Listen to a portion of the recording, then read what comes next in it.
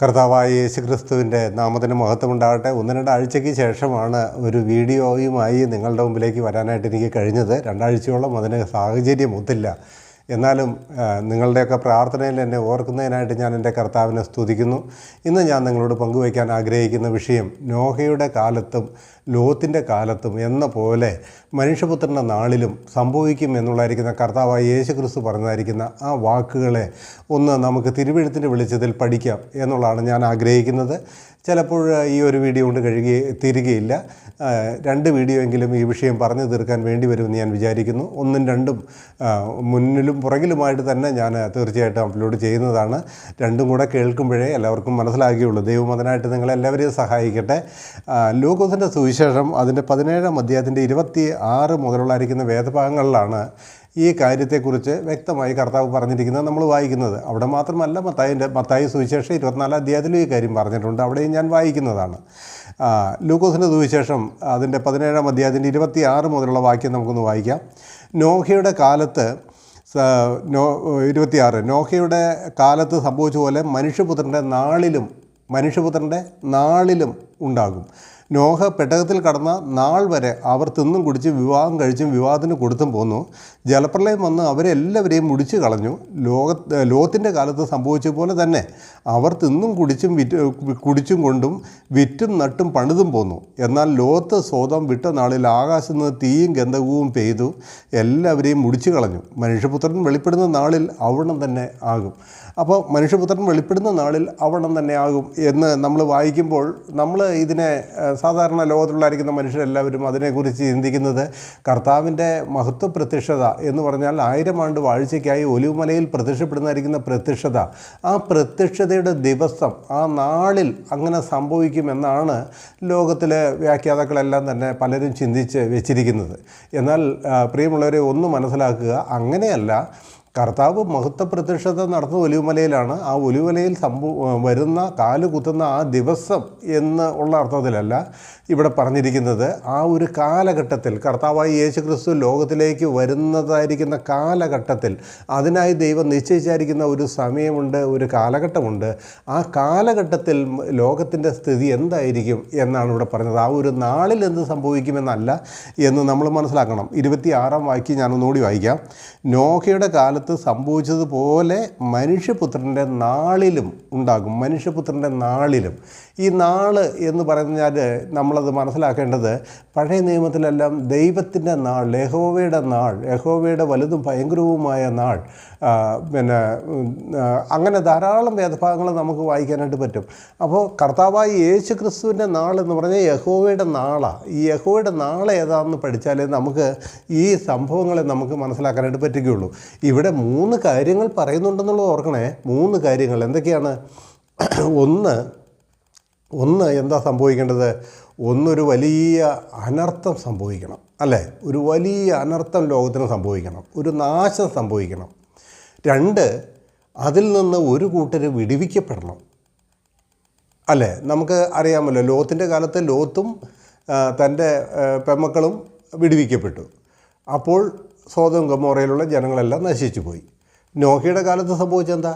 നോഹയും തൻ്റെ മക്കളും മരുമക്കളും തൻ്റെ ഭാര്യയും വിടുവിക്കപ്പെട്ടു. അപ്പോൾ അന്ന് ലോകത്തുണ്ടായിരുന്ന മനുഷ്യരെല്ലാം നശിച്ചു പോയി. അപ്പോൾ അവിടെ സംഭവിക്കേണ്ട കാര്യം 1, ഒരു വലിയ അനർത്ഥം സംഭവിക്കണം. 2, ഒരു വിടുതൽ സംഭവിക്കണം, ഒരു കൂട്ടം ജനങ്ങൾ വിടുവിക്കപ്പെടണം. 3-ാമത്തത് ബാക്കിയുള്ള ജനങ്ങൾക്ക് നാശം സംഭവിക്കണം. ഈ 3 കാര്യങ്ങളാണ് ഇവിടെ സംഭവിക്കേണ്ടത്. ഈ 3 കാര്യങ്ങളുമാണ് തുടർന്ന് ഞാൻ നിങ്ങളോട് പറയാനായിട്ട് ആഗ്രഹിക്കുന്നത്. അപ്പോൾ അതിൻ്റെ 1-ാമത്തെ കാര്യം ഞാൻ നിങ്ങളോട് പറയട്ടെ. ഈ മനുഷ്യപുത്രൻ്റെ നാളിലും അങ്ങനെ തന്നെ സംഭവിക്കും. മനുഷ്യപുത്രൻ്റെ നാൾ എന്താണെന്ന് നമുക്കൊന്ന് പഠിക്കണ്ടേ? അത് പഠിച്ചിട്ട് മുമ്പോട്ട് പോകുമ്പോഴല്ലേ ഈ കാര്യങ്ങൾ നമുക്ക് വിശദമാക്കാനായിട്ട് പറ്റുകയുള്ളൂ. ഞാൻ അതിന് ചില വാക്യങ്ങൾ നിങ്ങളെ വായിച്ച് കേൾപ്പിക്കാൻ ആഗ്രഹിക്കുന്നു. ഈ മനുഷ്യപുത്രൻ്റെ നാൾ എന്താണ് എന്ന് നിങ്ങളോട് പങ്കുവയ്ക്കാൻ ഞാൻ ആഗ്രഹിക്കുന്നു. അതിന് 1-ാമതായിട്ട് ഞാൻ വായിക്കാൻ ആഗ്രഹിക്കുന്നത് മാലാഖിയുടെ പുസ്തകം അതിൻ്റെ 4-ാം അധ്യായത്തിൻ്റെ 5-ാമത്തെ വാക്യത്തിലാണ്. പഴയ നിയമത്തിലെ മാലാഖി പുസ്തകം 4-ാം അധ്യായം 5-ാം വാക്യം. യഹോവയുടെ വലുതും ഭയങ്കരവുമായ നാൾ വരുന്നതിന് മുമ്പേ ഞാൻ നിങ്ങൾക്ക് ഏലിയ പ്രവാചകനെ അയക്കും. യഹോവയുടെ വലുതും ഭയങ്കരവുമായ നാൾ വരുന്നതിന് മുമ്പേ ഞാൻ നിങ്ങൾക്ക് ഏലിയ പ്രവാചകനെ അയക്കും. അപ്പോൾ ഇവിടെ കർത്താവ് പറഞ്ഞത് എന്താണ് എന്ന് നമുക്കറിയാം.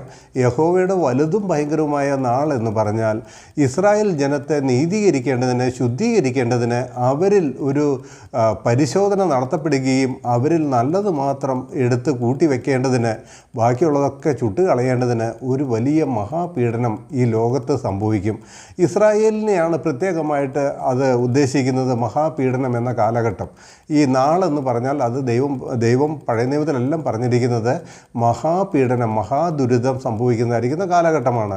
കർത്താവായ യേശു ക്രിസ്തു പറഞ്ഞതായിരിക്കുന്ന കാര്യം നമുക്കെല്ലാവർക്കും അറിയാമല്ലോ. മത്തായി സുവിശേഷം 24 അധ്യായത്തിൽ ലോക സ്ഥാപനം മുതൽ, ലോകാരംഭം മുതൽ ഇന്ന് വരെ ഉണ്ടാകാത്തതും ഇനിമേൽ സംഭവിക്കാത്തതുമായിരിക്കുന്ന മഹാകഷ്ടമെന്നുണ്ടാകുമെന്ന് പറഞ്ഞ കാലഘട്ടം. ആ കാലഘട്ടം ഇനി കുറച്ചും കൂടെ വിശദമായിട്ട് പറഞ്ഞാലോ, ദാനിയേൽ പ്രവചനത്തിലെ ഒരു 70 ആഴ്ചവട്ടത്തിൻ്റെ കാലം പറയുന്നുണ്ടല്ലോ. എന്നെ കേൾക്കുന്ന നിങ്ങൾക്ക് എല്ലാവർക്കും ഇതെല്ലാം അറിയാവുന്നതുകൊണ്ട് ഞാൻ അധികം വിശദീകരണത്തിലേക്ക് പോകുന്നില്ല.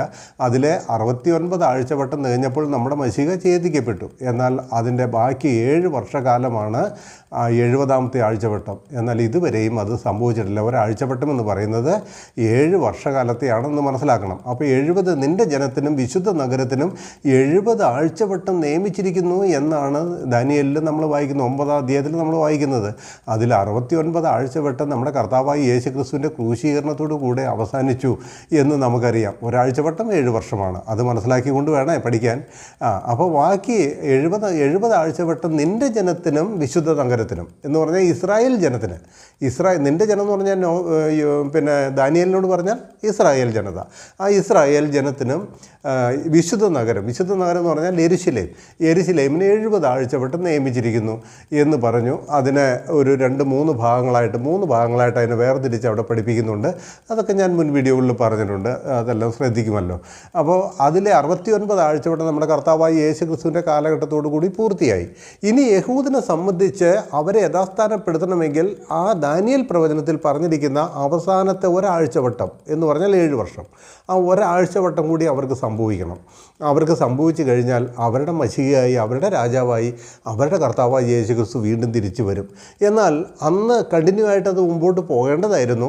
കർത്താവിൻ്റെ മരണശേഷം ആ ഒരാഴ്ചവട്ടമായിരിക്കുന്ന 70ാം ആഴ്ചവട്ടം കൂടെ പൂർത്തീകരിക്കപ്പെട്ട്, ആ മഹാപീഡനം കൂടെ പൂർത്തീകരിക്കപ്പെട്ട് കർത്താവായ യേശു ക്രിസ്തു ലോകത്തിലേക്ക് മടങ്ങി വരികയും ഇസ്രായേലിൻ്റെ രാജാവായിട്ട് ഭൂമിയെ വാഴുകയും ചെയ്യണമായിരുന്നു. എന്നാൽ യഹൂദന്മാരുടെ അനുസരണക്കേടും അവിശ്വസ്തതയും അവിശ്വാസവും നിമിത്തം ദൈവം ആ യഹൂദൻ എന്നുള്ള പ്രോഗ്രാം താൽക്കാലികമായി ഹോൾഡ് ചെയ്തു, അത് നിർത്തിവെച്ചു. അതിനുശേഷം അപ്പോസ്തലനായിരിക്കുന്ന പൗലോസിനെ വിളിക്കുകയും ഇന്ന് ജാതികളായിരിക്കുന്ന നമ്മൾക്കെല്ലാവർക്കും രക്ഷ വരുവാൻ തക്കവണ്ണം കൃപയുടെ സുവിശേഷം ഈ ലോകത്തിലേക്ക് വരികയും ചെയ്തു. അങ്ങനെ കൃപായുഗം തുറക്കപ്പെട്ടു. ഇന്ന് നമ്മളെല്ലാവരും കൃപായുഗത്തിലാണ്. അതുകൊണ്ട് തന്നെ നിൻ്റെ ജനത്തിനും വിശുദ്ധ നഗരത്തിനും നിയമിച്ചിരിക്കുന്ന ആ 70 ആഴ്ചവട്ടത്തിൻ്റെ 69 ആഴ്ചവട്ടം കൊണ്ട് ആ പ്രോഗ്രാം താൽക്കാലികമായി ഹോൾഡ് ചെയ്ത് നിർത്തിവെച്ചിരിക്കുകയാണ്. ബാക്കി ഒരാഴ്ചവട്ടമുണ്ട്, 7 വർഷമുണ്ട്. ഈ 7 വർഷം ഇസ്രായേലിനെ സംബന്ധിച്ച് നടക്കേണ്ടതാണ്. അത് ഇതുവരെയും തുടങ്ങിയിട്ടില്ല. അത് എപ്പോഴാണ് തുടങ്ങുക? അത് തുടങ്ങണമെങ്കിൽ ഈ കൃപായുഗം അവസാനിക്കണം. എന്ന് പറഞ്ഞാൽ അപ്പോസ്തലനായിരിക്കുന്ന പൗലോസിലൂടെ ഈ ലോകത്തിൽ വെളിപ്പെട്ടതായിരിക്കുന്ന കൃപയുടെ സുവിശേഷം പ്രകാരം വിശ്വസിക്കുന്നവരുടെ പൂർണ്ണസംഖ്യ ചേരണം. സകല ജാതികളിൽ നിന്നും, സകല യഹൂദന്മാരിൽ നിന്നും ജാതികളിൽ നിന്നും വിശ്വസിക്കുന്നവരുടെ ഒരു കൂട്ടം. അതാണ് ബോഡി ഓഫ് ക്രൈസ്റ്റ്, കർത്താവായ യേശു ക്രിസ്തുവിൻ്റെ ശരീരമാകുന്ന സഭ. ഈ ശരീരമാകുന്ന സഭയുടെ പണി പൂർത്തിയാകണം. പണി പൂർത്തിയായി കഴിഞ്ഞാൽ വീണ്ടും ഈ 70ാം ആഴ്ചവട്ടത്തിലേക്ക്, യഹൂദനെ സംബന്ധിക്കുന്ന 70ാം ആഴ്ചവട്ടത്തിലേക്ക് കർത്താവിൻ്റെ പ്രോഗ്രാം വീണ്ടും പുറകോട്ട് പോകും, പുനരാരംഭിക്കും എന്ന് നമുക്ക് കാണാനായിട്ട് പറ്റും. അപ്പോൾ അങ്ങനെയാണെങ്കിൽ ഈ 70ാം ആഴ്ചവട്ടം ആരംഭിക്കുന്നതിന് മുമ്പ് ഈ സഭയുടെ പണി പൂർത്തിയാകണ്ടേ? ഈ സഭയുടെ പണി പൂർത്തിയാകുന്നത് എപ്പോഴാണ്? അത് നമുക്ക് വ്യക്തമായിട്ട് അറിയാം. സഭയുടെ പണി പൂർത്തിയാകുന്നത് ജാതികളുടെ പൂർണ്ണസംഖ്യ ചേരണം. ദൈവം നിശ്ചയിച്ച ഒരു സംഖ്യയുണ്ടേ, രക്ഷിക്കപ്പെടുന്നവരുടെ കൂട്ടം ഇത്ര, അവരുടെ എണ്ണം ഇത്ര എന്ന് ദൈവം തീരുമാനിച്ചിട്ടുണ്ട്. ആ തീരുമാനിച്ചതായിരിക്കുന്ന സംഖ്യയുടെ പൂർണ്ണത സംഭവിക്കണം. സംഭവിച്ചു കഴിയുമ്പോൾ കർത്താവ് താൻ ഗംഭീരനാദത്തോടും പ്രധാന ദൂതൻ്റെ ശബ്ദത്തോടും ദൈവത്തിൻ്റെ കാഹളത്തോടും മധ്യാകാശം വന്ന് ഈ ബോഡി ഓഫ് ക്രൈസ്റ്റിനെ, കർത്താവിൻ്റെ ശരീരമാകുന്ന സഭയെ കർത്താവിൻ്റെ അടുക്കിലേക്ക് ചേർക്കപ്പെടുമ്പോൾ ഈ ജാതികളുടെ പൂർണ്ണസംഖ്യ പൂർത്തിയാകുകയും കൃപായുഗം അടയപ്പെടുകയും ചെയ്യും. കൃപായുഗം ലോകത്തിൽ അവസാനിക്കുകയും ചെയ്യും. അങ്ങനെ കൃപായുഗത്തിലെ വിശ്വാസികൾ ഉൽപ്രാവണത്തിൽ കർത്താവായ യേശു ക്രിസ്തുവിനോട് ചേർക്കപ്പെടും. അതോടുകൂടെ ഈ കൃപായുഗം അവസാനിക്കും. അവസാനിച്ചു കഴിഞ്ഞാൽ ദൈവം ഹോൾഡ് ചെയ്ത് വെച്ചിരിക്കുന്ന, നിർത്തി വെച്ചിരിക്കുന്ന വെച്ചിരിക്കുന്ന യഹൂദൻ എന്ന പ്രോഗ്രാം വീണ്ടും കണ്ടിന്യൂ ചെയ്യും ഭൂമിയിൽ. ദൈവത്തിൻ്റെ പദ്ധതി അങ്ങനെയാണ്, ഇതങ്ങനെ പഠിക്കണം. അപ്പോൾ അത് കണ്ടിന്യൂ ചെയ്യുമ്പോൾ ഇനി അടുത്തത് യഹൂദനെ സംബന്ധിച്ച് വരാതിരിക്കുന്നത് ദാനിയേൽ പ്രവചനത്തിലെ 70-ാം ആഴ്ചവട്ടമാണ്. ആ 70-ാം ആഴ്ചവട്ടത്തിൽ എന്താ സംഭവിക്കേണ്ടതെന്ന് പറഞ്ഞാൽ, അവൻ ഒരാഴ്ചവട്ടത്തേക്ക് പലരോടും നിയമത്തെ കഠിനമാക്കും, നിയമം സ്ഥാപിക്കുമെന്ന കഠിനമാക്കും എന്നൊക്കെ പറഞ്ഞാൽ നിയമം സ്ഥാപിക്കും, സമാധാന ഉടമ്പടി എന്ന് നമുക്കതിനെക്കുറിച്ച് അതിനെ വിശേഷിപ്പിക്കാം എന്ന് പറഞ്ഞാൽ, ഇസ്രായേൽ കണ്ടില്ലേ ഈ കാലഘട്ടങ്ങളിൽ അനുഭവിക്കുന്ന ദുരിതങ്ങൾ അറിഞ്ഞുകൂടെ? ഇത്രയും കാലഘട്ടങ്ങളിൽ അനുഭവിച്ച ദുരിതം അറിഞ്ഞുകൂടെ? ഈ 2000 വർഷമായിട്ട് ഇസ്രായേൽ അനുഭവിച്ച ദുരിതം അറിഞ്ഞുകൂടെ? ഇപ്പോഴും അവർക്ക് സ്വസ്ഥതയുണ്ടോ? ഇപ്പോഴും അവർക്ക് ഒരു രാജ്യം കിട്ടിയെന്നല്ലേ ഉള്ളൂ? വല്ല സമാധാനമുണ്ടോ അവിടെ കിടന്നുറങ്ങാൻ? എപ്പോഴാണ് ഏതിലെയാണ് മിസൈൽ വരുന്നത്, ഏതിലെയാണ് ബോംബ് വരുന്നത് അറിഞ്ഞുകൂടെ അല്ലേ? ഭയങ്കര ഘോര യുദ്ധം അവിടെ നടന്നുകൊണ്ടിരിക്കുകയല്ലേ. അപ്പം അവർക്കിതുവരെ സമാധാനം കിട്ടിയിട്ടില്ല. അപ്പം എന്ത് സംഭവിക്കണമെന്ന് ചോദിച്ചാൽ, ഈ ഉൽപ്രാവണത്തിൽ സഭ അങ്ങ് എടുക്കപ്പെട്ടതിന് ശേഷം നമ്മുടെ കർത്താവായ യേശു ക്രിസ്തു പറഞ്ഞതുപോലെ, അല്ലെങ്കിൽ സ്വർഗത്തിലെ ദൈവം അരുളി ചെയ്തതുപോലെ ദാനിയേൽ പ്രവചനത്തിലെ 70-ാം ആഴ്ചവട്ടം സംഭവിക്കണം. അപ്പോൾ ആ 70-ാം ആഴ്ചവട്ടം എന്ന് പറഞ്ഞാൽ യഹൂദനെ ശുദ്ധീകരിക്കുന്നതാണ്. ഈ തങ്കത്തിൽ അല്ലെങ്കിൽ സ്വർണത്തിൽ മായം കലർന്നു കഴിഞ്ഞാൽ അത് ശുദ്ധീകരിക്കുന്നത് എങ്ങനെയാണ്? ഉലയിൽ ചുട്ടെടുത്ത് അതിൻ്റെ കീടമൊക്കെയും ഉരുക്കിക്കളഞ്ഞ് അല്ലേ, തീയിലൂടെ അതിനെ ശുദ്ധീകരിച്ച് തനി തങ്കം പുറത്തിറക്കണം. എന്നാലല്ലേ അത് നമ്മളുടെ ഭാഷയിൽ പറഞ്ഞ 24 ക്യാരറ്റ് ആവുള്ളൂ.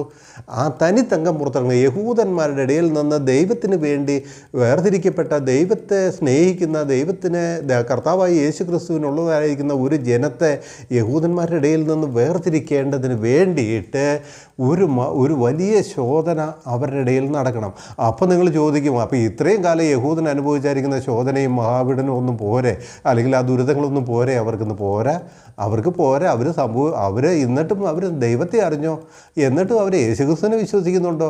ആ യഹൂദന്മാരെ നിങ്ങളൊന്ന് ശ്രദ്ധിച്ചു നോക്കിയേ. അവരിൽ ഇന്നും എന്താണ് കാര്യം? അവർ യഹൂദൻ എന്ന ആ ഒരു ജാതി അവരുടെ മതപ്രകാരം ഒരു ഏകസത്യ ദൈവത്തെ ആരാധിക്കുന്ന ജനതയാണെങ്കിലും അവരിലെ എന്താ പറയുന്നത്, ഏകദേശം എനിക്ക് തോന്നുന്നത് ഒരു 60-70% പേരും ദൈവഭക്തന്മാരൊന്നുമല്ല. അവർ തോന്നിവാസികളാണ്. അവർ വൃത്തികെട്ട് ജീവിക്കുന്നവർ. അത് തന്നെയല്ല, അവർ നമ്മുടെ കർത്താവായി യേശു ക്രിസ്തുവിനെ അവരുടെ മസിയായിട്ട് അംഗീകരിക്കുന്നില്ല. അവർ യഹോവയായ ദൈവത്തെ ആരാധിക്കുന്നു എന്നുള്ളത് സത്യമാണെങ്കിലും യേശു ക്രിസ്തു അവർക്ക് വേണ്ടി വന്നവനാണ് എന്ന് അവർക്ക് അംഗീകരിക്കാൻ പറ്റുന്നില്ല. അപ്പോൾ അവരുടെ ഇടയിൽ ഒരു വലിയ ശോധന നടക്കണം. ആ ശോധനയെക്കുറിച്ച് കർത്താവ് മത്തായി സുവിശേഷം 24-ാം അധ്യായത്തിൽ പറഞ്ഞത്, ലോകാരംഭം മുതൽ ഇന്ന് വരെ സംഭവിച്ചിട്ടില്ലാത്തതും ഇനിമേൽ സംഭവിക്കാത്തതായിരിക്കുന്ന ആ കഷ്ടമെന്ന് പറഞ്ഞത്. ആ കഷ്ടമെന്ന് പറഞ്ഞാൽ നിങ്ങളൊന്ന് ശ്രദ്ധിക്കുക, ഇന്ന് വരെ ലോകത്ത് സംഭവിക്കാത്തത്, ഇനി അതിനുശേഷം ലോകത്തിൽ ഒരിക്കലും സംഭവിക്കാൻ പാടില്ലാത്ത വിധത്തിൽ അതിഭയാനകമായിരിക്കുന്ന കഷ്ടം അവർക്ക് നേരിടും. അതിനെ ആ മഹാപീഡന കാലഘട്ടം, മഹോദരവ കാലഘട്ടം എന്ന് പറയുന്നത്. അതിൻ്റെ ആദ്യത്തെ ഒരു പകുതിയും രണ്ടാമത്തെ പകുതിയുമായിട്ട് അതിനെ വേർതിരിക്കണം കേട്ടോ. 2 പകുതികളായിട്ട് വേർതിരിക്കണമേ. അതായത് ആദ്യത്തെ ഒരു 3.5 വർഷം സമാധാന ഉടമ്പടിയാണ്. അവൻ ഒരാഴ്ചവട്ടത്തേക്ക് പലരോടും നിയമത്തെ കഠിനമാക്കും എന്ന് പറഞ്ഞതായിരിക്കുന്ന കാര്യം ഒരു ആൻറ്റി ക്രൈസ്റ്റ് വെളിപ്പെടണം. ആൻറ്റി ക്രൈസ്റ്റ് വെളിപ്പെട്ടിട്ട് യഹൂദന് സമാധാനം, നിങ്ങൾക്കൊരു ദേവാലയം പണിയാം, അതിനുള്ള സ്ഥലം ഞങ്ങൾ കാണിച്ചു തരാം, ഇനി നിങ്ങളുടെ ഭൂമിയെ ഞങ്ങൾ ആക്രമിക്കുകയില്ല, നിങ്ങൾക്കിനി യുദ്ധം നേരിടേണ്ടി വരികയില്ല എന്ന് പറഞ്ഞൊരു സമാധാന പ്രഭു അവരുടെ ഇടയിലേക്ക് വരണം. അത് ആൻറ്റി ക്രൈസ്റ്റാണ്. യേശു ക്രിസ്തുവിൻ്റെ വേഷം ധരിച്ച് വരുന്നവനാണ്. അവൻ പിശാചായിട്ടൊന്നും അല്ലാട്ടോ വരുന്നത്. അവനങ്ങനെ ഘോര അലർന്ന പിശാചായിട്ടൊന്നും അല്ല ആൻറ്റി ക്രൈസ്റ്റ് വരുന്നത്. വളരെ സമാധാന പ്രഭുവായിട്ടാണ് വരുന്നത്. അവൻ വന്ന് ഇസ്രായേലിന് അവരുടെ രാജ്യത്തിലെ സമാധാനം സ്ഥാപിക്കും. യെരുശലേമിൽ ദേവാലയം പണിയാനുള്ള സ്ഥലം കൊടുക്കും. ഇപ്പോഴും അവർക്ക് യെരുശലേമിൽ ദേവാലയം പണിയാനുള്ള സ്ഥലം കിട്ടിയിട്ടില്ലല്ലോ. അതെല്ലാം ഇസ്ലാമിൻ്റെ കയ്യിലല്ലേ ഉള്ളത്. അതെല്ലാം ഈ ആൻറ്റി ക്രൈസ്റ്റിൻ്റെ നേതൃത്വത്തിൽ നടക്കണം. അങ്ങനെ അവൻ അവരോട് നിയമം സ്ഥാപിക്കും. ആ നിയമം സമാധാന നിയമമായിരിക്കും. അവരും അത് കേൾക്കുമ്പോൾ സന്തോഷിക്കും. എന്താണെന്നറിയാമോ? യുദ്ധം ചെയ്ത് മടുത്തന്നേ, എത്രമാത്രം യുദ്ധം ചെയ്യുന്നത് വെച്ചാൽ കണക്കില്ല. അപ്പോൾ പിന്നെ യുദ്ധങ്ങളൊക്കെ നിർത്തി ഒന്ന് സമാധാനമായിട്ട് കഴിയാൻ ഇട വന്നായിരുന്നെങ്കിൽ നല്ലതല്ലേ. അപ്പോൾ ആ സമാധാന പ്രഭുവായി വരുന്നവനെ അവർ ആരെന്ന് കാണുമെന്നറിയാമോ? അവർ കാത്തിരുന്ന മശിയായിട്ട് കാണും. അവർ കാത്തിരുന്ന ഞങ്ങളുടെ രാജാവായിട്ട് വരുന്നവൻ ഇവൻ തന്നെയാണ്, ഇവനെയാണ് ഞങ്ങൾ ഇത്രയും കാലവും ഞങ്ങളുടെ പിതാക്കന്മാർ കാത്തിരുന്നതെന്ന് പറയും. അതിനെക്കുറിച്ച് നമ്മുടെ കർത്താവ് പറഞ്ഞത് നിങ്ങൾ ഓർക്കുന്നുണ്ടോ? ഞാൻ എൻ്റെ പിതാവിൻ്റെ നാമത്തിൽ വന്നു, നിങ്ങൾ എന്നെ കൈക്കൊണ്ടില്ല. വേറെ ഒരുത്തൻ സ്വന്തം നാമത്തിൽ വരും, അവനെ നിങ്ങൾ കൈക്കൊള്ളുമെന്നാണ് പറഞ്ഞത്. കൈക്കൊള്ളും. അവനെ നിങ്ങൾ മശികയായിട്ട് അംഗീകരിക്കുമെന്ന കർത്താവ് പറഞ്ഞത്. അവനാണ് ഈ ആൻറ്റിക്രൈസ്റ്റ്. അവൻ വളരെ സമാധാനപ്രിയനായിട്ട് വരും. അതാണ് ദാനിയേലിൽ പറയുന്നത്. അവൻ ഒരാഴ്ചപ്പെട്ടത്തേക്ക് പലരോടും നിയമത്തെ കഠിനമാക്കും, നിയമം സ്ഥാപിക്കും, സമാധാന ഉടമ്പടി സ്ഥാപിക്കും എന്നൊക്കെ പറഞ്ഞത്. അതൊക്കെ സംഭവിക്കാൻ അടുത്തു കേട്ടോ. ഏറ്റവും അടുത്ത് തന്നെ അത് സംഭവിക്കും. നിങ്ങൾ നോക്കിക്കോളൂ. എന്നാലും ഞാൻ പറഞ്ഞില്ലേ, മഹാപീഡനം എന്നുള്ളത് 7 വർഷമാണെങ്കിലും അതിനെ ആദ്യത്തെ 3.5 വർഷമായും രണ്ടാമത്തെ 3.5 വർഷമായും 2 പകുതികളായിട്ട് അതിനെ വേർതിരിക്കണം. അതിൻ്റെ ഒന്നാമത്തെ പകുതിയിൽ അവർക്ക് വലിയ പ്രയാസമൊന്നും നേരിടുകയില്ല. അവർ ദേവാലയം പണിയും, അവരുടെ യുദ്ധങ്ങൾ, ഇപ്പോൾ ചുറ്റുമുള്ളായിരിക്കുന്ന രാജ്യങ്ങൾ അവരെ ആക്രമിച്ചുകൊണ്ടിരിക്കുകയല്ലേ. ആ യുദ്ധങ്ങൾക്കൊരു സമാപ്തി ഉണ്ടാകും. അവർക്ക് ദേവാലയം പണിയാൻ ഒരു സ്ഥലം കിട്ടും, സ്വാതന്ത്ര്യം കിട്ടും. അപ്പോൾ അവർ ഇവൻ തന്നെയാണ് ഞങ്ങളുടെ മശിഹ എന്ന് പറഞ്ഞ് ആ വരുന്ന വ്യക്തിനെ അംഗീകരിക്കും. അതാണ് അവരിൽ വിശ്വാസത്യാഗം സംഭവിക്കുമെന്ന് തെസ്സലോനിക്ക ലേഖനത്തിൽ നമ്മൾ വായിക്കുന്നത്. വിശ്വാസത്യാഗം അവരിൽ സംഭവിക്കണം. ആദ്യമേ വിശ്വാസത്യാഗം സംഭവിക്കുകയും അധർമ്മമൂർത്തിയായവൻ വെളിപ്പെടുകയും വേണമെന്ന് തെസ്സലോനിക്ക ലേഖനത്തിൽ വായിക്കുന്ന അതാണ് വിശ്വാസത്യാഗം. ഇന്നത്തെ നമുക്ക് സംഭവിക്കുന്നൊന്നല്ല പറഞ്ഞിരിക്കുന്നത് കേട്ടോ. വിശ്വാസത്യാഗം ഇസ്രായേലിന് സംഭവിക്കുമെന്നാണ് പറഞ്ഞിരിക്കുന്നത്. ആ ഇസ്രായേലിന് വിശ്വാസത്യാഗം സംഭവിക്കുമ്പോൾ ആ സമയത്ത് വെളിപ്പെടുന്നതായിരിക്കുന്ന വ്യക്തിയാണ് അധർമ്മമൂർത്തി. അവൻ അധർമ്മമൂർത്തിയായിട്ടല്ല വരുന്നത്, അവൻ പിന്നെ കുഞ്ഞാടിൻ്റെ വേഷം ധരിച്ച് വരുന്നതായിരിക്കുന്ന ചെന്നായാണ്. പക്ഷേ ഇത് അവർക്ക് തിരിച്ചറിയാൻ പറ്റുകയില്ല. തിരിച്ചറിയും. രണ്ടാമത്തെ 3.5 വർഷത്തിൽ അവർ തിരിച്ചറിയും. മഹാപീഡനത്തിൻ്റെ 2ാം പകുതിയിൽ അവർ തിരിച്ചറിയും. അതുവരെ അവർക്ക് തിരിച്ചറിയാൻ പറ്റുകയില്ല. അങ്ങനെ അവർ വീണു പോകുന്നതായിരിക്കുന്ന ഒരു കാലഘട്ടം. അപ്പം ഈ സമാധാന ഉടമ്പടിയുമായിട്ട് വരുന്ന, അല്ലെങ്കിൽ ഈ മഹാപീഡനം എന്ന് പറയുന്നതായിരിക്കുന്ന ആ 7 വർഷം ദാനിയേൽ പ്രവചനത്തിൽ പറഞ്ഞായിരിക്കുന്ന ആ 70ാമത്തെ ആ ആഴ്ചവട്ടം യഹൂദനെ സംബന്ധിച്ച് നടക്കണമെങ്കിൽ സഭ ഉൽപ്രവണത്തിൽ എടുക്കപ്പെട്ടതിന് ശേഷം മാത്രമേ നടക്കുകയുള്ളൂ. കാരണം ദൈവത്തിന് ഇന്ന് സഭ എന്നുള്ളായിരിക്കുന്ന ഒരു പരിപാടിയുള്ളൂ. സഭ എന്ന് പറഞ്ഞാൽ കർത്താവിൻ്റെ ശരീരമാകുന്ന സഭ എന്നൊരു പരിപാടിയുള്ളൂ. ഈ പരിപാടിയുമായി മുമ്പോട്ട് പോവുക. ഇത് ജാതികളുടെ പൂർണ്ണസംഖ്യ ചേരുമ്പോൾ ഉൽപ്രവണത്തിൽ എടുക്കപ്പെടും. അപ്പോൾ നമ്മുടെ കർത്താവായ യേശു ക്രിസ്തു യഹൂദനിലേക്ക് വീണ്ടും തിരിയും. ദാനിയേൽ പ്രവചനത്തിൽ പറഞ്ഞതുപോലെ 70ാം ആഴ്ചവട്ടം വീണ്ടും അവരോടുള്ള ബന്ധത്തിൽ കണ്ടിന്യൂ ചെയ്യപ്പെടും. പറഞ്ഞ കാര്യങ്ങളെല്ലാം നിങ്ങൾക്ക് അറിയാമല്ലോ, ഇതെല്ലാം മനസ്സിലാവുന്നുണ്ടല്ലോ. അപ്പോൾ അങ്ങനെ വരുന്നതായിരിക്കുന്ന ആ 7 വർഷത്തെ അല്ലെങ്കിൽ ഒരാഴ്ചവട്ടത്തെ അതിനെയാണ് യഹോവയുടെ നാൾ എന്ന് പറഞ്ഞിരിക്കുന്നത്. അപ്പോൾ ഞാൻ ആ യഹോവയുടെ നാളിനെക്കുറിച്ച് ചില വാക്യങ്ങൾ നിങ്ങളെ പരിചയപ്പെടുത്തി തരാം. നോക്കുക, ഞാൻ വായിച്ച വാക്യം ഒന്നുകൂടി നോക്കുക. മാലാഖി പ്രവചനം അതിൻ്റെ 4-ാം അധ്യായത്തിൻ്റെ 5-ാം വാക്യം.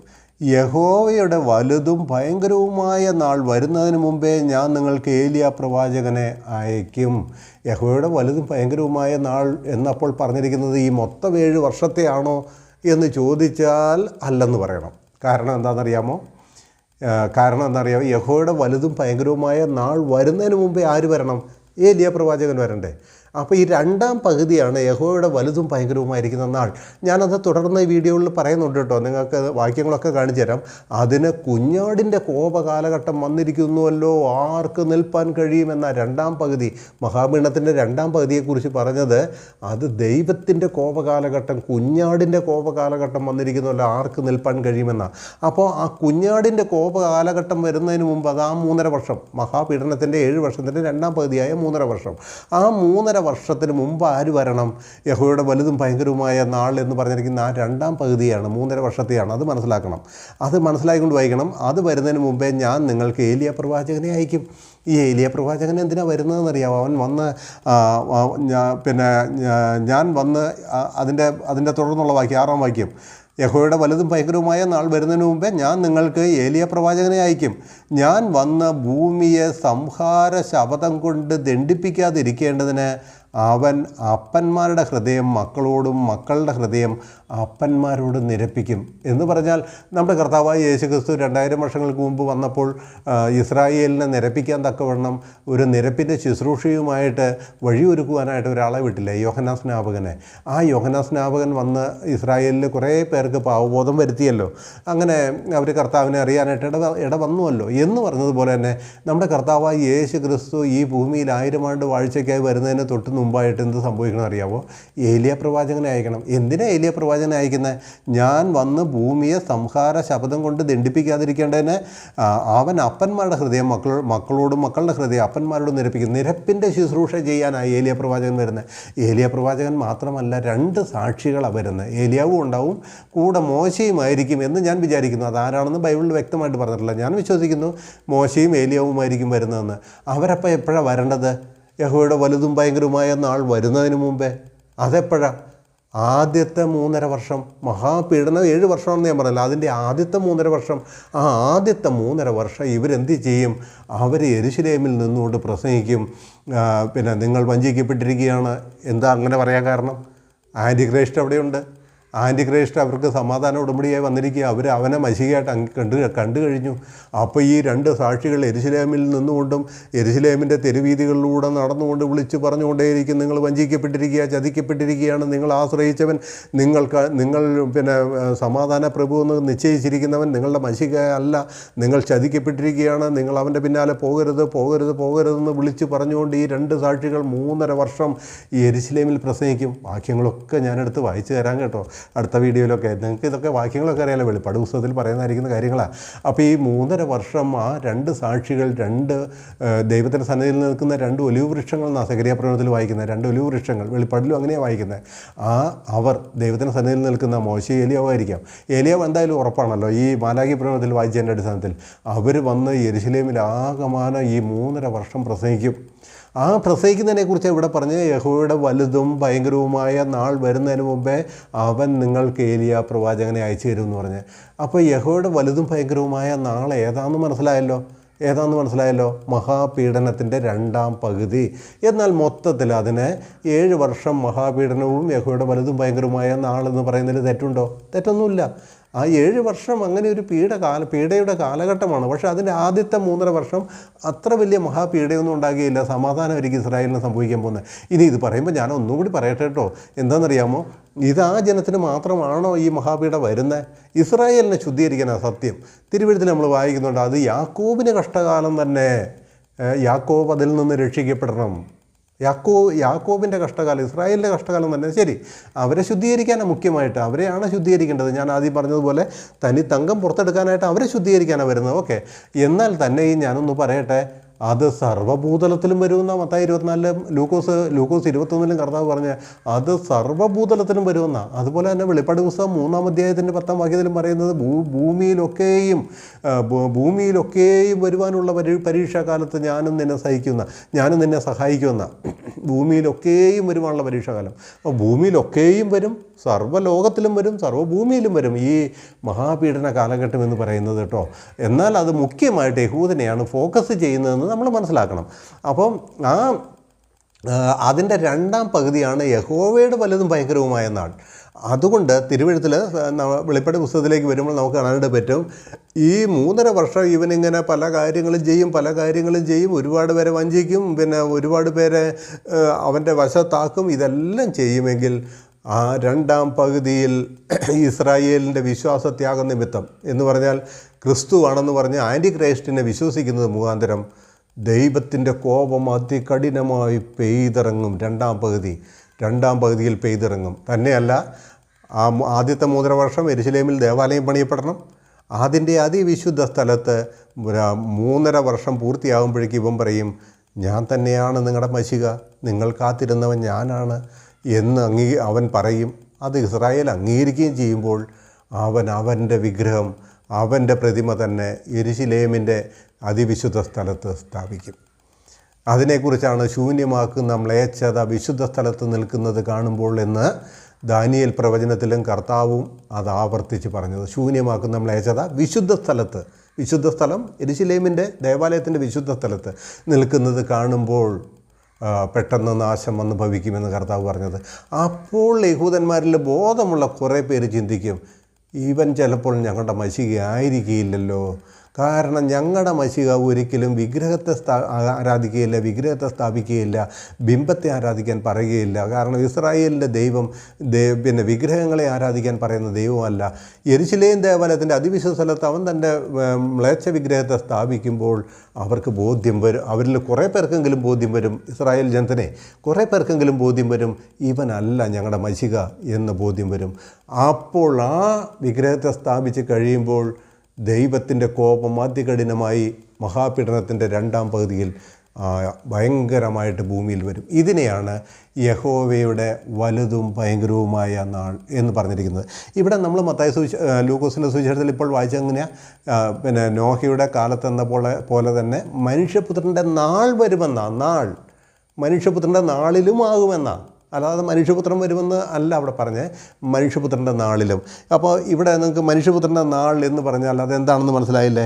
ഞാൻ വേറെ ഒരു വേദവാക്യം കൂടെ നിങ്ങളെ വായിച്ച് കേൾപ്പിക്കാം. യോവേൽ പ്രവചനം അതിൻ്റെ 2-ാം അധ്യായത്തിൻ്റെ 31-ാമത്തെ വാക്യം. യഹോവയുടെ വലുതും ഭയങ്കരവുമായുള്ള ദിവസം വരും മുമ്പേ സൂര്യൻ ഇരുളായും ചന്ദ്രൻ രക്തമായും മാറിപ്പോവും. എങ്ങനെ? യഹോവയുടെ വലുതും ഭയങ്കരവുമായുള്ള ദിവസം ആ ദിവസത്തെ എവിടെ കർത്താവ് പറഞ്ഞ മനുഷ്യപുത്രൻ്റെ നാൾ എന്ന് പറഞ്ഞത്? വരും മുമ്പേ സൂര്യൻ എന്താണ് നാളുകളിൽ യഹോവയുടെ വലുതും ഭയങ്കരവുമായുള്ള ദിവസം വരും മുമ്പേ സൂര്യൻ ഇരുളായും ചന്ദ്രൻ രക്തമായും മാറിപ്പോകും. മറ്റൊരു വേദഭാഗം ഞാൻ നിങ്ങളെ വായിച്ച് കേൾപ്പിക്കട്ടെ. യഹസ്കേൽ പ്രവചനം അതിൻ്റെ 30-ാം അധ്യായത്തിൻ്റെ 3-ാം വാക്യത്തിൽ ഇങ്ങനെ വായിക്കുന്നു. 30-3 നാൾ അടുത്തിരിക്കുന്നു, അതേ യഹോവയുടെ നാൾ അടുത്തിരിക്കുന്നു. നോക്കിയേ, യഹോവയുടെ നാൾ അടുത്തിരിക്കുന്നു, അത് മേഘമുള്ള ദിവസം, ജാതികളുടെ കാലം തന്നെ ആയിരിക്കും. നാൾ അടുത്തിരിക്കുന്നു എന്നാണ് പറഞ്ഞിരിക്കുന്നത്. നാൾ അടുത്തിരിക്കുന്നു. ഇനിയും പല വാക്യങ്ങളുണ്ട്, ഞാൻ ചില വാക്യങ്ങൾ കൂടെ വായിച്ച് കേൾപ്പിക്കാമേ. യോന പ്രവാചകൻ്റെ പുസ്തകത്തിലെ അതിൻ്റെ 5-ാം അധ്യായത്തിൻ്റെ 18 മുതൽ 20 വരെയുള്ള വാക്യം. യഹോവയുടെ ദിവസത്തിനായി വാഞ്ചിക്കുന്ന നിങ്ങൾക്ക് അയ്യോ കഷ്ടം. കണ്ട, യഹൂദന്മാർക്ക് യഹോവയുടെ ഒരു ദിവസം വരുമെന്നറിയാം. ആ ദിവസം അനുഗ്രഹമാണെന്ന് അവർ വിചാരിക്കുന്നത് യഹോവയുടെ ദിവസം എന്ന് പറഞ്ഞാൽ അവരുടെ രക്ഷയുടെ കാലഘട്ടമാണെന്നാണ്. പ്രവാചകന്മാരൊക്കെ യഹോവയുടെ ദിവസം എന്ന് പലപ്പോഴും പ്രവചിച്ച് കേട്ട് യഹൂദന്മാർ വിചാരിച്ചു യഹോവയുടെ ദിവസം എന്ന് പറഞ്ഞാൽ നമ്മുടെ ഭാഗ്യകരമായ കാലഘട്ടമാണെന്ന് അവർ വിചാരിച്ചത്. അതിനെക്കുറിച്ച് ഇവിടെ പറയുകയാണ്, യഹോവയുടെ ദിവസത്തിനായി വാഞ്ചിക്കുന്ന നിങ്ങൾക്ക് അയ്യോ കഷ്ടം. യഹോവയുടെ ദിവസം കൊണ്ട് നിങ്ങൾക്ക് എന്ത് ഗുണം? ഇതൊക്കെ ഇസ്രായേലിനോട് പറയുന്നതാണെന്ന് മനസ്സിലാക്കുന്നുണ്ട്. ഈ പഴയ നിയമത്തിൽ പറയുന്നതൊക്കെ ഇസ്രായേലിനോട് പറയുന്നതാണ്. യഹോവയുടെ ദിവസം കൊണ്ട് നിങ്ങൾക്ക് എന്ത് ഗുണം? അത് വെളിച്ചമല്ല, ഇരുട്ടത്രേ. അത് ഒരുത്തൻ സിംഹത്തിൻ്റെ മുമ്പിൽ നിന്ന് ഓടിപ്പോയിട്ട് കരടി അവനെ എതിർപ്പിടുകയോ വീട്ടിൽ ചെന്ന് കൈവച്ച് ചുമരോട് ചാരിയിട്ട് സർപ്പം അവനെ കടിക്കുകയോ ചെയ്യുന്നത് പോലെയാവുന്നു. യഹോവയുടെ ദിവസം വെളിച്ചമല്ല, ഇരുൾ തന്നെയല്ലോ, ഒട്ടും പ്രകാശമില്ലാതെ അന്ധതമസ് തന്നെ. കണ്ടോ, യഹോവയുടെ ദിവസം എന്ന് പറയുന്നത് ഈ മഹാപീഡന കാലഘട്ടത്തെയാണ്, 7 വർഷത്തെയാണ്.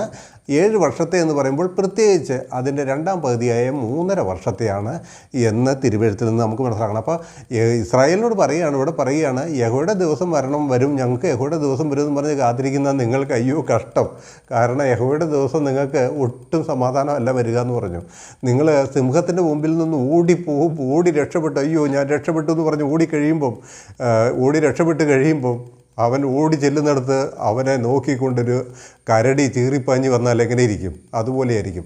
ഇനി കരടിയുടെ മുമ്പിൽ നിന്ന് അവൻ രക്ഷപ്പെട്ടു ഒരു പ്രകാരത്തിൽ അവൻ്റെ വീട്ടിലേക്ക് എത്തിക്കഴിഞ്ഞിട്ട് അവൻ ഓടിക്കതച്ച് വന്നവനല്ലേ, അങ്ങനെ ചുമരിൽ ചാരി ശ്വാസം വലിച്ചു വിട്ട് ഇങ്ങനെ ആശ്വസിച്ച് നിൽക്കുമ്പോൾ ഒരു സർപ്പം അവൻ്റെ കയ്യെ കയറി കുത്തിയാൽ എങ്ങനെ ഇരിക്കും? അവൻ്റെ തലയിൽ കുത്തിയാൽ എങ്ങനെ ഇരിക്കും? അതുപോലെ യഹോവയുടെ ദിവസം എന്ന് പറഞ്ഞു. യഹോവയുടെ ദിവസം നിങ്ങൾ കാത്തിരിക്കുകയാണെങ്കിൽ അത് നിങ്ങൾക്ക് ഏറ്റവും കഠിനമായിരിക്കുന്ന കാലഘട്ടമായിരിക്കും. അതൊട്ടും പ്രകാശമുള്ള കാലമല്ല, അത് അന്ധതമസിൻ്റെ കാലഘട്ടം തന്നെ. കർത്താവ് തന്നെ പറഞ്ഞില്ലേ, കൂരിരുട്ടിൻ്റെ കാലഘട്ടമായിരിക്കും അത്, ഭയങ്കര അനർത്ഥങ്ങളുടെ കാലഘട്ടമായിരിക്കും അത് സഹിക്കാൻ വയ്യാത്ത കാലഘട്ടമായിരിക്കും അത്. ദൈവത്തിൻ്റെ കോപ ദിവസം എന്ന് പറയുന്നതായിരിക്കുന്ന മഹാപീഡനത്തിൻ്റെ 2-ാം പകുതിയെക്കുറിച്ചാണ് ഞാൻ ഇവിടെ വായിച്ചത്. അത് നിങ്ങൾ മനസ്സിലാക്കുക. ധാരാളം വാക്യങ്ങൾ നിങ്ങളെ വായിച്ച് കേൾപ്പിക്കാനായിട്ടിരിക്കുന്നുണ്ട്, എന്നാൽ എല്ലാം വായിക്കേണ്ടായിരിക്കും എന്ന് ഞാൻ വിചാരിക്കുന്നു. യെശയ്യാ പ്രവചനത്തിലെ ഒരു വാക്യം കൂടെ വായിക്കട്ടെ. യെശയ്യാ പ്രവചനം അതിൻ്റെ 2-ാം അധ്യായത്തിലെ യെശയ്യാവിൻ്റെ 2-ാം അധ്യായത്തിൽ ഇങ്ങനെ വായിക്കുന്നു. ഏശയ്യാവ് 2-ാം അധ്യായം അതിൻ്റെ 12-ാമത്തെ വാക്യത്തിൽ സൈന്യങ്ങളുടെ യഹോവയുടെ നാൾ ഗർവവും ഉന്നത ഭാവവുമുള്ള എല്ലാറ്റിന്മേലും നിഗളമുള്ള എല്ലാറ്റിന്മേലും വരും, അവ താണുപോകും. സൈന്യങ്ങളുടെ യഹോവയുടെ നാൾ ആ കാര്യം മനസ്സിലായല്ലോ. ജെറമ്യാ പ്രവചനം അതിൻ്റെ 30-ാം അധ്യായം, ജെറമ്യാവ് അതിൻ്റെ 30-ാം അധ്യായത്തിൽ നമ്മളതിനെക്കുറിച്ച് കാണുന്നുണ്ട്. അവിടെ വായിക്കുന്നത് 30-7, യിരെമ്യാ പ്രവചനം അതിൻ്റെ 30-ാം അധ്യായത്തിൻ്റെ 7-ാമത്തെ വാക്യം. അവിടെ വായിക്കുകയാണ്, ആ നാൾ പോലെ വേറെ ഇല്ലാതെ വണ്ണം അത് വലുതായിരിക്കുന്നു കഷ്ടം, അത് യാക്കോബിന് കഷ്ടകാലം തന്നെ, എങ്കിലും അവൻ അതിൽ നിന്ന് രക്ഷിക്കപ്പെടും. അതാ ഞാൻ പറഞ്ഞ മഹാപീഡനം മുഖ്യമായിട്ട് ആരെ ശുദ്ധീകരിക്കാനാ? യാക്കോബിനെ, അതായത് ഇസ്രായേലിനെ ശുദ്ധീകരിക്കാൻ വേണ്ടിയാ. അത് അവരുടെ കഷ്ടകാലം, ആ നാൾ എന്നാണ് പറഞ്ഞിരിക്കുന്നത്. ആ നാൾ എന്നാണ് അതിനെക്കുറിച്ച് പറഞ്ഞിരിക്കുന്നത് എന്ന് കാണാനായിട്ട് പറ്റും. ഞാൻ അത്രയും വായിച്ചപ്പോൾ നിങ്ങൾക്കിത് കൂടുതൽ ബോധ്യം വരാൻ ഒരു വാക്യം കൂടെ വായിക്കണം എന്ന് എൻ്റെ മനസ്സിനോട് പറയുന്നു. എന്താണ്? യെഹെസ്കേൽ പ്രവചനം അതിൻ്റെ 7-ാം അധ്യായത്തിൻ്റെ 10-ാം വാക്യം. ഇതാ പറയാണ്, വിളിച്ചു പറയണം, ഇതാ നാൾ, ഇതാ അത് വരുന്നു, നിൻ്റെ ആപത്ത് പുറപ്പെട്ടിരിക്കുന്നു, വടി പൂത്ത് അലങ്കാരം തളിർത്തിരിക്കുന്നു, സാഹസം ദുഷ്ടതയുടെ വടിയോട് കൂടെ വളർന്നിരിക്കുന്നു. ഇതാ നാൾ എന്ന് പറഞ്ഞ നാൾ. അപ്പോൾ ഇത്രയും കാര്യം കൊണ്ടൊന്നും മനസ്സിലായില്ലേ? ഈ ലോത്തിൻ്റെ കാലം, അതുപോലെ തന്നെ എന്താ പറയുന്ന നോഹയുടെ കാലം, ഈ കാലഘട്ടത്തിൽ എന്ന പോലെ മനുഷ്യപുത്രൻ വരുന്ന ഒലിവുമലയിൽ കാല് ചവിട്ടുന്ന ആ ദിവസത്തെ അല്ല, അതിന് തൊട്ടു മുമ്പുള്ള പിരീഡിനെയാണ് ഈ നാളെന്ന് പറഞ്ഞിരിക്കുന്നത് എന്ന് മനസ്സിലാക്കണം. ആ നാള് മഹാപീഡന കാലഘട്ടമാണ്. പ്രത്യേകിച്ച് അതിൻ്റെ 2-ാം പകുതി ദൈവത്തിൻ്റെ കോപം സ്വർഗത്തിൽ നിന്ന് ജ്വലിക്കുന്നതായിരിക്കുന്ന കാലഘട്ടത്തെയാണ്. അതുകൊണ്ടാണ് യഹോവയുടെ വലുതും ഭയങ്കരമായ നാൾ വരുന്നതിന് മുമ്പേ ഏലിയ പ്രവാചകനെ അയക്കുമെന്ന് പറഞ്ഞാൽ ഏലിയ പ്രവാചകനും മോശയും ഒക്കെ വരുന്നത് മഹാപീഡനത്തിൻ്റെ ആദ്യ പകുതിയിലാണ് എന്നുള്ളത് മനസ്സിലായല്ലോ. അപ്പോൾ യഹോവയുടെ നാളെന്താണെന്ന് മനസ്സിലായല്ലോ. മഹാനർത്ഥത്തിൻ്റെ കാലഘട്ടമാണ്. ഞാൻ തുടക്കത്തിൽ പറഞ്ഞത് ഓർക്കുന്നുണ്ടോ? ഈ വേദഭാഗം വായിക്കുമ്പോൾ നോഹയുടെ കാലം, ലോത്തിൻ്റെ കാലം പഠിക്കുമ്പോൾ അവിടെ 3 സംഭവങ്ങളാണ് ഉണ്ടാകുന്നത്. എന്താ 3 സംഭവങ്ങൾ? 1, ഒരു വലിയ അനർത്ഥം. 2, ആ അനർത്ഥത്തിൻ്റെ നടുവിൽ നിന്ന് ഒരു ചെറിയ ഗണം രക്ഷപ്പെടുന്നു. 3, ബാക്കി ജനം ആ അനർത്ഥത്തിൽ പെട്ടുപോകുന്നു. ഈ 3 കാര്യം നടക്കണ്ടേ അവിടെ? അതിൽ 1-ാമത്തെ കാര്യം ഞാൻ നിങ്ങളോട് പറഞ്ഞു. ഏതാണ്? വലിയ അനർത്ഥം, മഹാപീഡന കാലഘട്ടം, അതിൻ്റെ പ്രത്യേകിച്ച് 2-ാം പകുതി. ഇത്രയും കാര്യം നിങ്ങൾക്ക് മനസ്സിലായി എന്ന് ഞാൻ വിചാരിക്കുന്നു. ഈ നോഹയുടെ കാലഘട്ടം ഒന്ന് ചിന്തിച്ച് നോക്കിയേ. ആരും അറിഞ്ഞില്ല, ആരും വിശ്വസിച്ചില്ല. നോഹ ആ പെട്ടകം പണിയാൻ എടുത്ത ഏകദേശം 120 വർഷം എന്നാണ് പണ്ഡിതന്മാർ പറയുന്നത്. ബൈബിളിൽ അങ്ങനെ കൃത്യമായിട്ടൊന്നും കണക്കില്ല. എന്നാൽ നോഹയുടെ വയസ്സിൻ്റെ കാലഘട്ടം കണക്കൂട്ടിയിട്ടാണ് 120 എന്നൊക്കെ പറയുന്നത്. 120 വർഷം എടുത്തന്നേ ആ പെട്ടകം പണിത് തീർക്കാനേ എന്ന് പറഞ്ഞാൽ എന്നാ വലിയ സാധനമായിരിക്കും പണിത്. ഇന്നത്തെ മാതിരി വാളുകൊണ്ട് അറുത്ത് പലക കൊണ്ട് അടിച്ചൊന്നും അല്ല ഉണ്ടാക്കുന്നത്. കാട്ടിൽ നിന്ന് വലിയ വലിയ മരങ്ങൾ വെട്ടിക്കൊണ്ടുവന്ന് അടുക്കി കെട്ടി കയറുകയാണ്. ഒരു വലിയ കപ്പലുണ്ടാക്കണ്ടേ? ആ കപ്പൽ വെറും മരങ്ങൾ കൊണ്ട് അടുക്കി കെട്ടി കയറുകയാണ്. നോഹയ്ക്ക് 2 പുത്രന്മാർക്ക് അവർ 3 ആണുങ്ങൾക്ക് കൂടിയ ഇത് നടക്കുമോ? ഇനി അവിടെ 3 പെണ്ണുങ്ങളും കൂടി ഉണ്ടെന്ന് വെച്ചോ, ശരി, അവർ കൂടിയ ഇത് നടക്കുമോ? നടക്കുകയില്ല. അവിടെ അത് നടക്കണമെങ്കിൽ ധാരാളം പണിക്കാർ വേണം. അന്നത്തെ കാലത്തെ നോഹയുടെ അടുത്ത് വന്നു കഴിഞ്ഞാൽ ആഹാരത്തിന് എന്തെങ്കിലും കിട്ടും, ആഹാരം കിട്ടും. അതുകൊണ്ട് ധാരാളം പണിക്കാർ നോഹയുടെ അടുക്കൽ വന്നു എന്ന് ന്യായമായിട്ട് അങ്ങ് വിചാരിക്കാം. നമുക്ക് ധാരാളം പേര് വന്നു.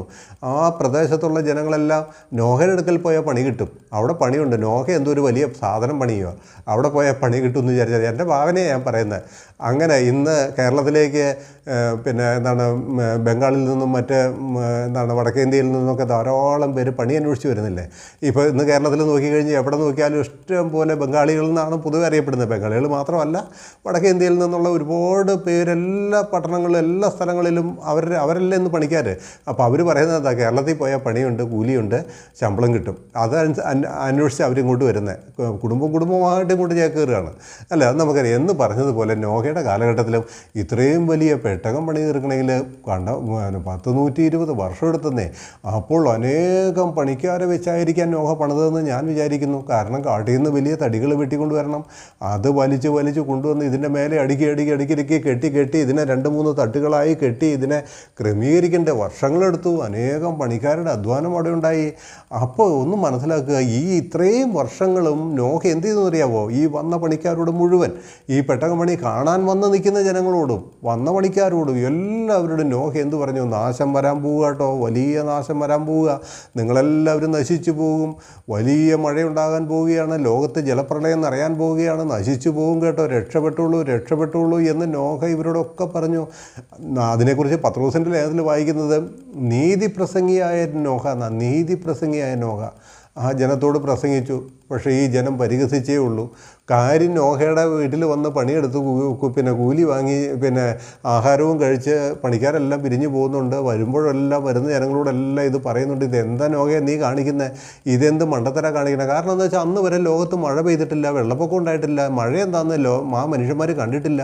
അന്ന് വരെ ഭൂമിയിൽ നിന്ന് മഞ്ഞ് പൊങ്ങി ഭൂമിയെ നനച്ച് പോന്നിരുന്നു എന്നാ. മഴയല്ലായിരുന്നു അന്ന് ഭൂമിയെ നനച്ചിരുന്നത്, മഞ്ഞ് പൊങ്ങി ഭൂമിയെ നനച്ച് പോന്നിരുന്നു എന്ന് വായിക്കുന്നത്.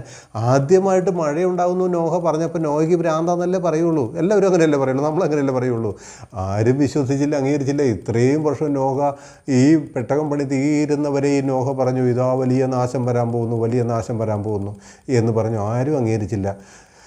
എൻ്റെ പ്രിയമുള്ളവരെ, ഇന്ന് ഞങ്ങളെപ്പോലെയുള്ളവർ നിങ്ങളോട് പറയുന്ന കാര്യം ഇതാട്ടോ, വലിയ നാശം ഇത് പടിവാതിക്കലെത്തി. നിങ്ങൾ യേശുക്രിസ്തുവിനെ കണ്ടെത്തിയിട്ടുണ്ടോ? നിങ്ങൾ യേശുക്രിസ്തുവിൻ്റെ രക്തത്താൽ വിശുദ്ധീകരിക്കപ്പെട്ടിട്ടുണ്ടോ? കാൽവരി കുരിശിൽ മരിച്ച കർത്താവായ യേശുക്രിസ്തുവിൻ്റെ മരണം നിങ്ങളുടെ പാപത്തിനാണെന്ന് നിങ്ങൾ അംഗീകരിച്ചിട്ടുണ്ടോ? നിങ്ങൾ ആ യേശുവിന് ജീവിതം സമർപ്പിച്ചിട്ടുണ്ടോ? നിങ്ങൾ അവൻ്റെ രക്ഷിത ഗണത്തിൽ നിങ്ങൾ ഉൾപ്പെട്ടിട്ടുണ്ടോ? നിങ്ങൾ രക്ഷിക്കപ്പെട്ടിട്ടുണ്ടോ? ഇല്ലെങ്കിൽ വലിയ നാശം വരാൻ പോവുക. ഞങ്ങളൊക്കെ രാപ്പകൽ പറയുന്നത് ഇതാ, വലിയ നാശം വരാൻ പോവുക, നിങ്ങൾ കൈവിടപ്പെടാൻ പോവുക. അന്ന് നോഹ പ്രസംഗിച്ചത് വേറൊരു വിധത്തിലാണെങ്കിൽ ഇന്ന് ഞങ്ങൾ പ്രസംഗിക്കുന്നത് ഈ വിധത്തിലാണ്. കാൽവരി കുരിശിലെ യേശു ക്രിസ്തു, നിങ്ങളുടെ പാപത്തിന് പരിഹാരം വരുത്തിയ കർത്താവായി യേശു ക്രിസ്തുവിൽ വിശ്വസിച്ചാൽ നിങ്ങൾക്ക് രക്ഷപ്പെടാം. നിങ്ങൾക്ക് അവരെ ആശ്രയിച്ചാൽ നിങ്ങൾക്ക് നിത്യജീവൻ ലഭിക്കും. നിങ്ങൾ ഈ അനർത്ഥം കാണുകയില്ല. അതിനു മുമ്പ് കർത്താവ് മധ്യാകാശം വന്ന് വിശ്വസിച്ചവരുടെ കൂട്ടത്തെ തൻ്റെ സന്നദ്ധിയിൽ സ്വർഗത്തിലേക്ക് ചേർത്തുകൊള്ളും. ഈ മഹാ അനർത്ഥത്തിൽ നിന്ന് രക്ഷപ്പെടുക എന്നാണ് ഞാനും നിങ്ങളോട് പറയുന്നത്, ഞങ്ങളെപ്പോലെ അനേക സുവിശേഷകർ നിങ്ങളോട് പറയുന്നത്. അപ്പോൾ മനസ്സിലാക്കുക, നോഹ ഇങ്ങനെ 120 വർഷം പ്രസംഗിച്ചു.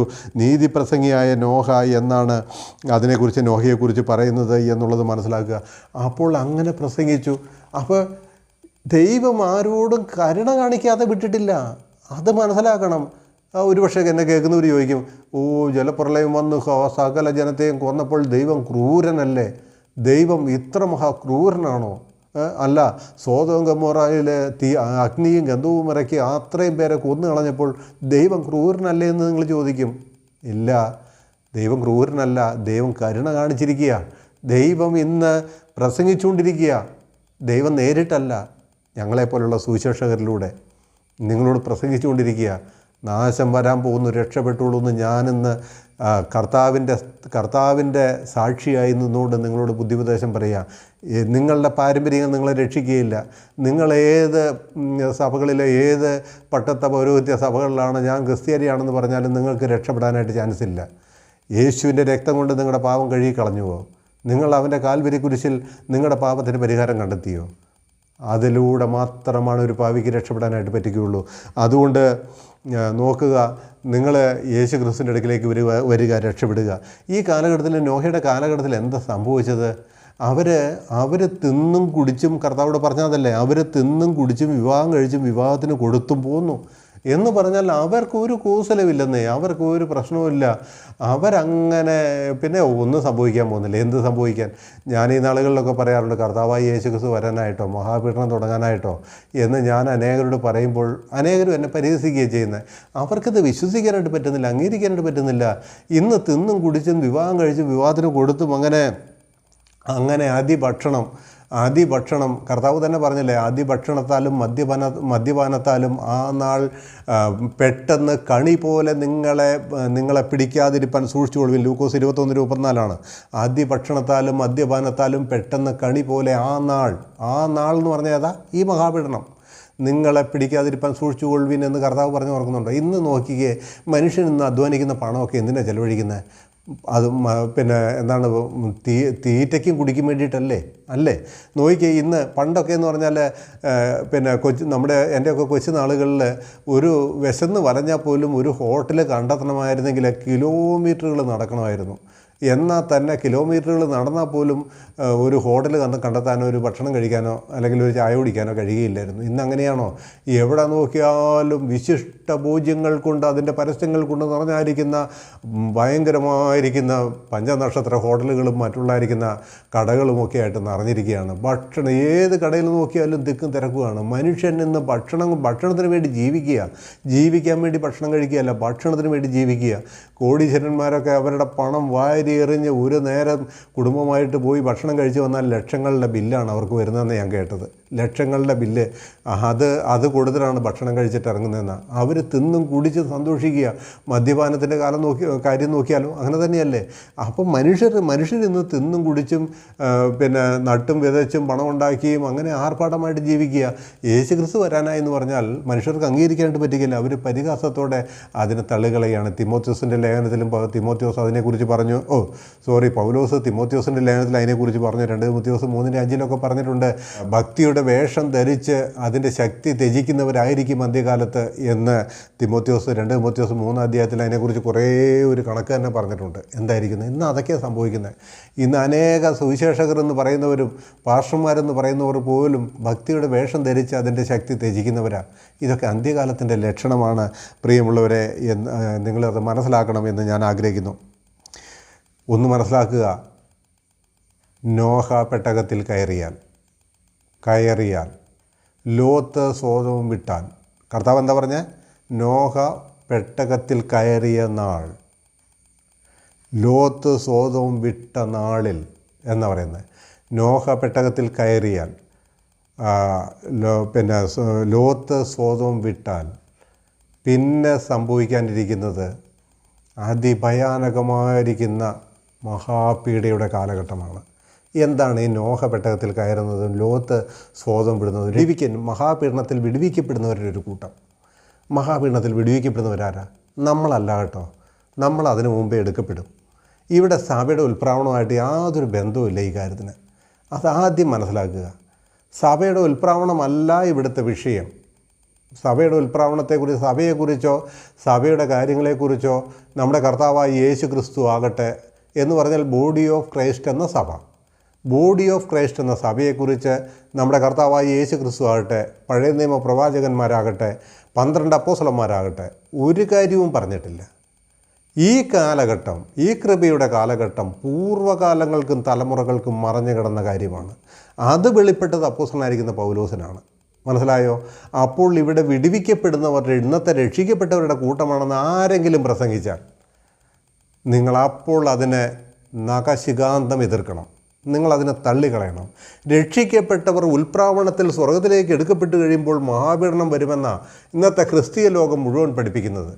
അതേറ്റവും വലിയ മണ്ടത്തരമാണ്, ഏറ്റവും വലിയ തെറ്റാണ്.